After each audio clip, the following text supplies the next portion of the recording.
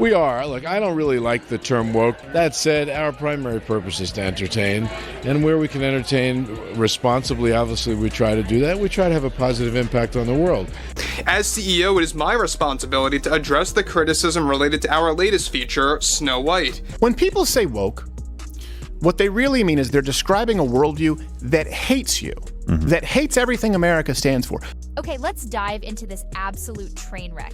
You've seen the headlines, maybe caught some clips, but the full story behind Disney's Snow White implosion? It's a masterclass in corporate chaos, starring plummeting stocks, furious fans, and a level of backtracking rarely seen outside of a political scandal. Welcome back to Emily Talks, where we unpack the kind of drama that makes Hollywood execs sweat bullets. And folks, this situation went from bad to catastrophic almost overnight, culminating in an apology so stunning, so unprecedented, it felt less like damage control and more like a public surrender. Disney, the entertainment juggernaut, essentially threw up its hands and admitted defeat on a massive project. And the ripples are still spreading. And I think Snow White has become the pinnacle of this. This is going to go down in history as an asterisk next to Rachel Zegler's name, Rachel Zegler.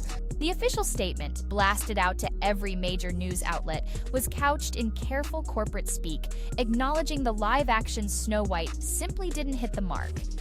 They talked about failing to capture the enchantment, sincerity, or timeless charm audiences expect. But read between the lines and the subtext screams panic. Insiders knew this wasn't just a minor misstep. This was the culmination of a production plagued by problems from the very beginning, a slow-motion disaster fueled by conflicting visions, and let's be blunt, what many saw as a relentless push of agendas over storytelling. Why was a giant like Disney feeling this heat? The transcript hints at a core reason, because they doubled down on divisive identity politics, alienating a huge chunk of their core audience in the process. The carefully worded apology couldn't hide the frantic scramble happening behind the scenes. Stock tickers flickered nervously. Social media exploded, not with excitement, but with a potent mix of disbelief, anger, and outright mockery. How did the supposed masters of magic screw up this badly?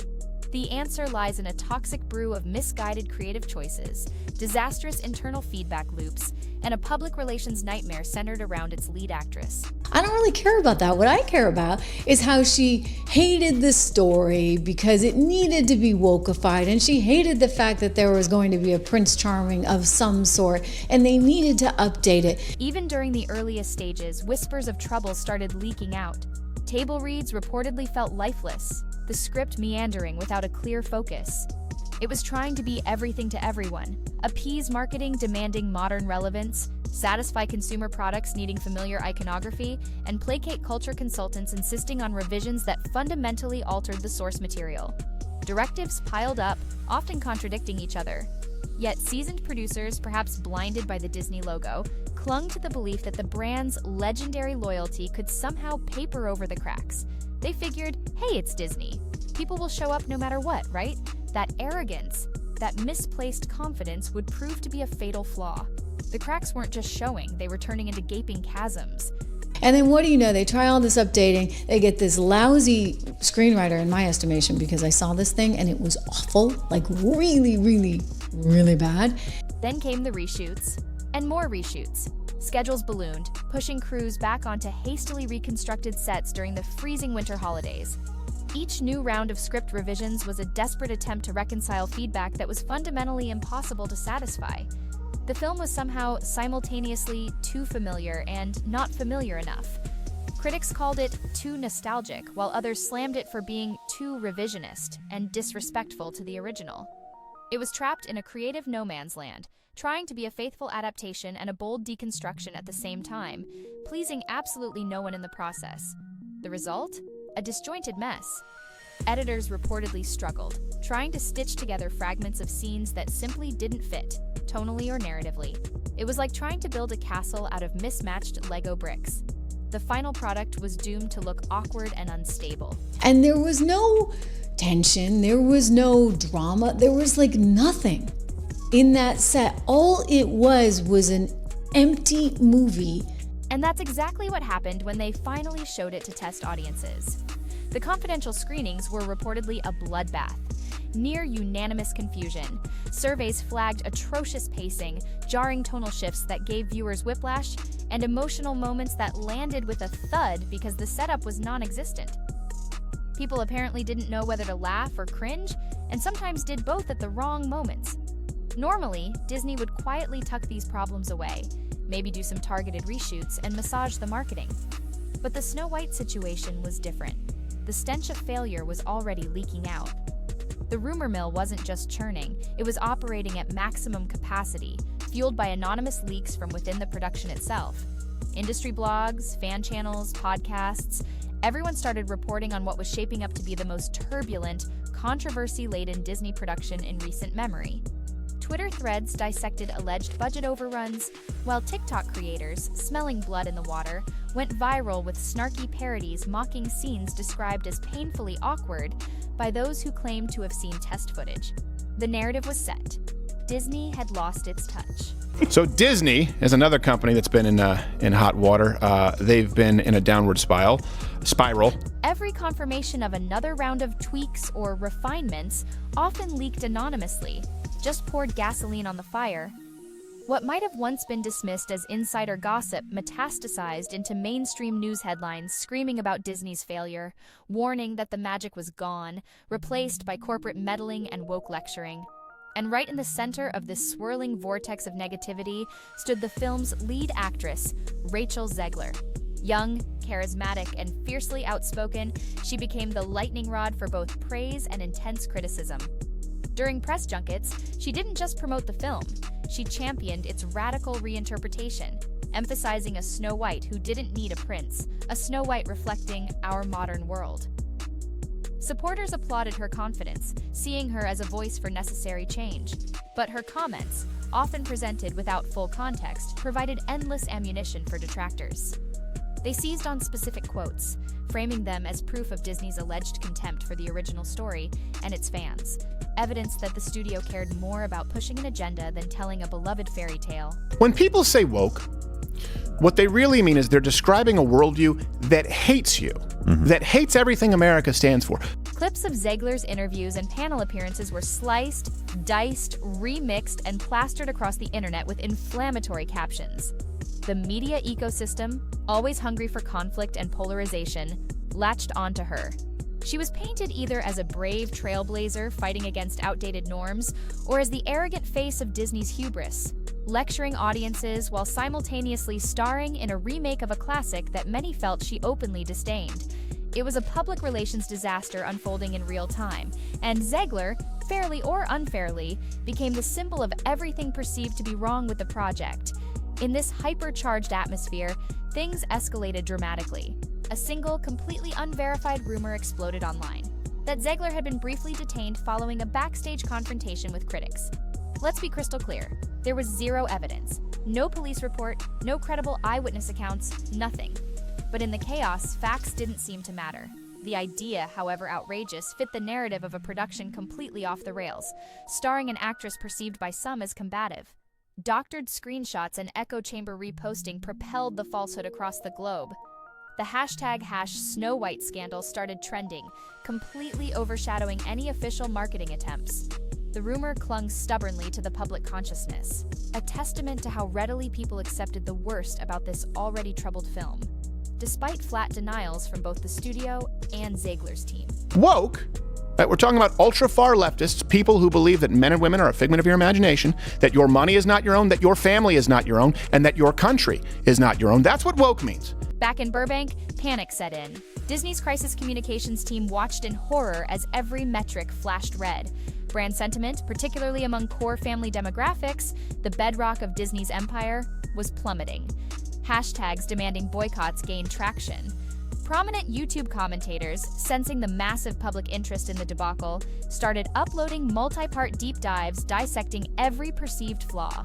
Plot holes derived from rumored script details, continuity errors spotted in promotional stills, and blistering critiques of the film's perceived philosophical missteps. The conversation shifted entirely from potential box office success to desperate brand integrity triage. How could they stop the bleeding? Could they even stop it? A completely spineless, feckless prince buys his swimsuits at Target. It's helpful to be able to tuck. And Snow White is Snow Brown. Now, I don't have a problem with the fact that she's brown. I'm just saying everything about this has to be changed when it doesn't really need to be changed. Chief Executive Bob Iger, reportedly furious and deeply concerned, convened emergency late-night meetings. Legal counsel, PR strategists, finance chiefs, creative leads, everyone was hauled in. The central question hanging heavy in the air: could they salvage this thing? Or would releasing Snow White in its current state, already labeled a disaster by the public, inflict irreparable long-term damage on the Disney brand itself? An aura of magic cultivated over decades. The nail in the coffin arrived in the form of a devastating internal polling dossier. It compared audience reactions to Snow White against previous live-action remakes. The Lion King in 2019 weathered mixed reviews because the spectacle wowed audiences. Mulan in 2020 survived its own controversies, partly shielded by the pandemic's impact on box office analysis. But Snow White, the data was brutal.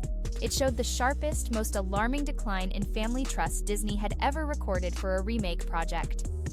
The summary page delivered a verdict as cold and stark as a tombstone. Potential earnings completely wiped out by probable catastrophic brand erosion. The recommendation was unequivocal: strategic withdrawal. Cut their losses before it gets even worse. I also like how Disney doesn't have any new ideas. It's like, Right. what have we done before that's worked? Let's do that again. Yeah. Confronted with that horrifying data, staring into the abyss of a potential brand catastrophe, Disney leadership made a move that stunned the industry. They opted for the nuclear option. Apologize. Apologize publicly, apologize profusely, and here's the real shocker: announce an immediate indefinite suspension of all forthcoming live-action reinterpretations. Not just Snow White, but everything in the pipeline. Drafting that apology became a high-stakes exercise in linguistic gymnastics. They needed sincerity without sounding defensive, humility without completely surrendering creative control. The final wording was a masterstroke of corporate damage control, acknowledging creative choices that distracted from the heart of a tale loved for generations, thanking audiences for their honest feedback, read blistering criticism, and pledging a thorough reevaluation of how to handle their legacy responsibly. Crucially, it named no names, offered no scapegoats.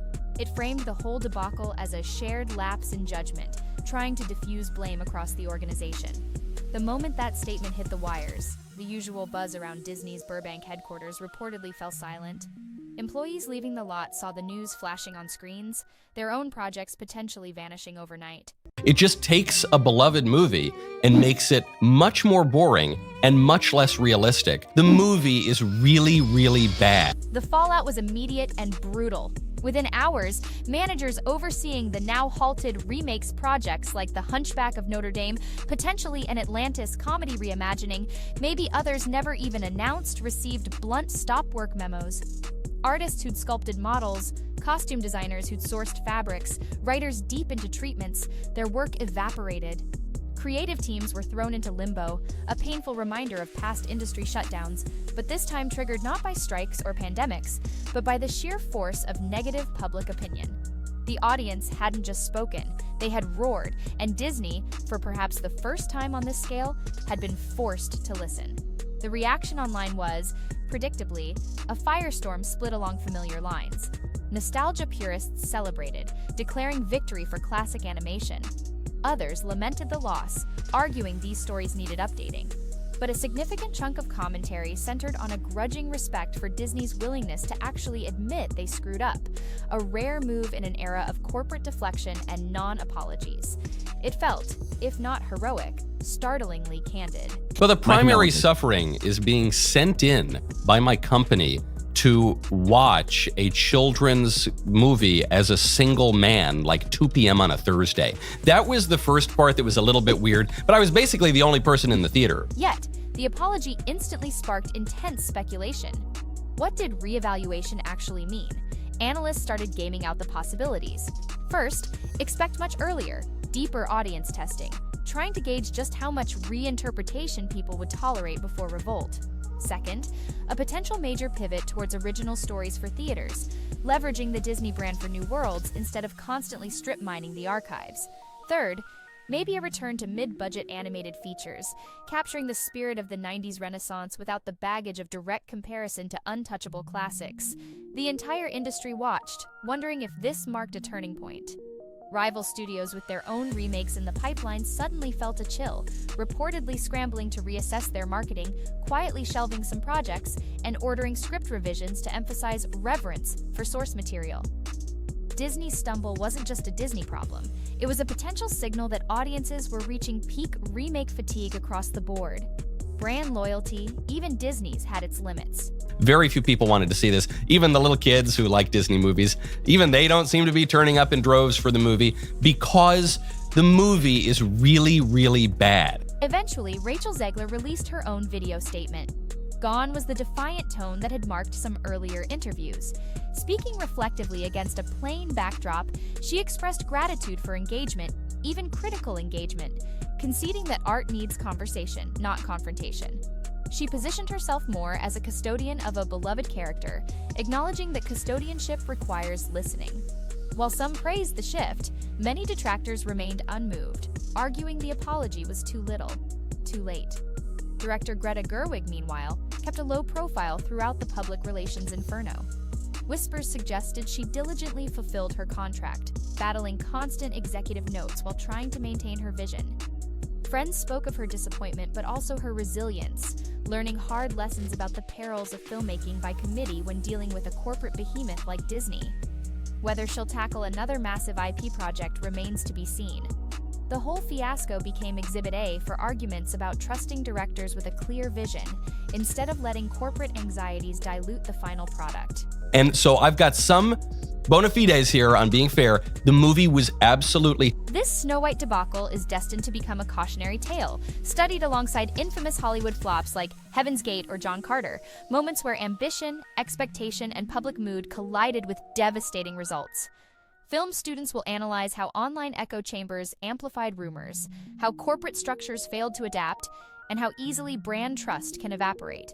Meanwhile, Disney's Parks division scrambled to distance upcoming promotions from the toxic film.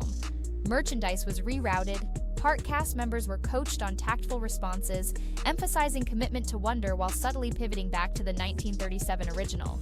The parks became a crucial front line in the battle to stabilize brand health. Financially, the immediate hit from freezing multiple multi-million-dollar productions was enormous sunk costs, contracts, penalties. But the bean counters argued it was necessary surgery.